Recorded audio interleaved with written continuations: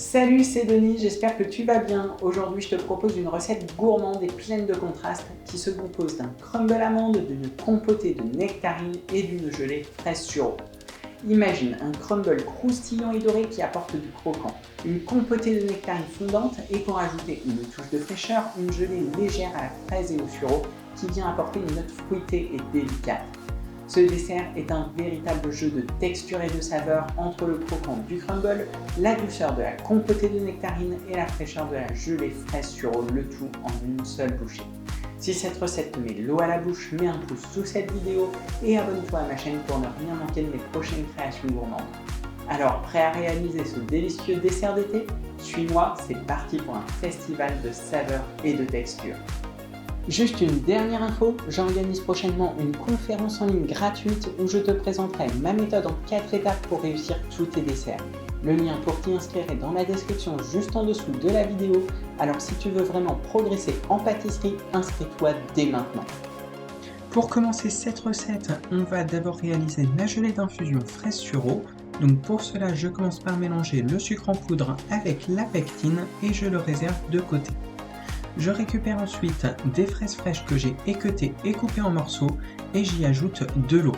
Je fais chauffer le tout au micro-ondes jusqu'à ébullition de façon à ce que les fraises ramollissent bien dans l'eau.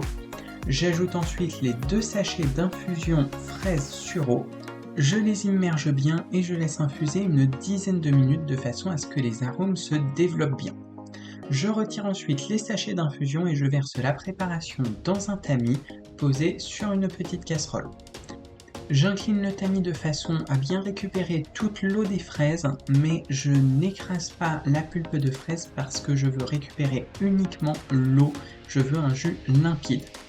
J'y ajoute ensuite le mélange de sucre et de pectine tout en mélangeant bien à l'aide d'un petit fouet de façon à ce que ça ne fasse pas de grumeaux. Et je vais porter le tout à ébullition, toujours en mélangeant. Ça va prendre seulement 1 à 2 minutes. Lorsque le mélange a bouilli, je le récupère et je le verse dans un petit verre doseur de façon à ce que ce soit plus pratique à verser dans une assiette par la suite.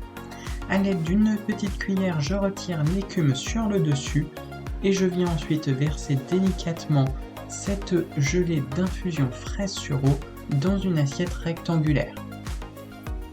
Il faut faire attention à bien répartir la gelée dans l'assiette et que l'assiette soit posée de manière stable et bien plate sur le plan de travail. Je la réserve ensuite au réfrigérateur pour que ça fige. Je passe ensuite à la réalisation du crumble. Donc pour cela, je mélange dans un saladier la farine, le sucre en poudre, la poudre d'amande et le beurre froid coupé en petits morceaux. Je mélange ensuite à la main jusqu'à ce que le beurre sable bien le mélange. Lorsque j'obtiens une texture de crumble, j'arrête de mélanger et je viens le disposer sur une plaque de cuisson. J'enfourne ensuite le tout dans un four préchauffé à 180 degrés pendant une quinzaine de minutes environ, ou jusqu'à ce que le crumble soit bien doré et croustillant. Reste là, j'ai une super nouvelle pour toi. Si tu es passionné par la pâtisserie et que tu veux impressionner tes convives avec des desserts à l'assiette élaborés, j'organise une conférence en ligne gratuite où je partagerai mes meilleures astuces et inspirations. Tu vas devenir un véritable pro. Alors ne rate pas cette occasion unique de te perfectionner en pâtisserie. Inscris-toi dès maintenant à ma prochaine conférence en cliquant sur le lien qui se trouve dans la description juste en dessous de la vidéo. Et je passe maintenant à la réalisation de la compotée de nectarines. Donc pour cela, je vais utiliser 6 nectarines. Je commence par les couper en 2 et je retire le noyau. Je viens ensuite éplucher les nectarines car la peau serait désagréable à la dégustation.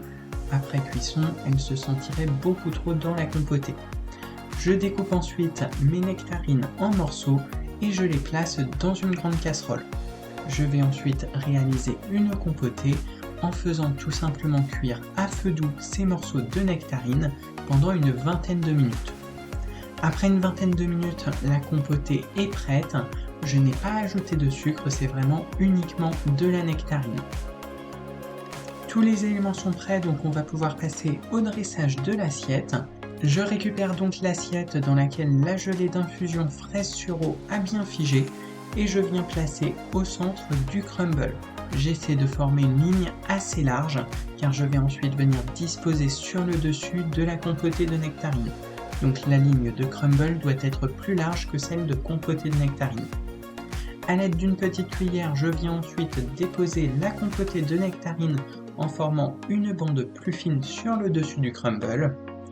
J'essaie de la disposer de manière assez régulière, de façon à ce que ce soit bien esthétique. Je vais ensuite finir le dressage de cette assiette en venant disposer 4 demi-fraises de façon à bien décorer le dessus.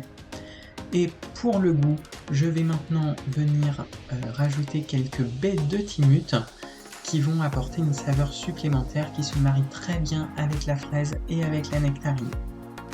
Le timut apporte principalement des notes d'agrumes assez fraîches et il ne pique pas trop, donc c'est vraiment un bel atout pour les desserts. Et voilà, le dressage de ce dessert est terminé.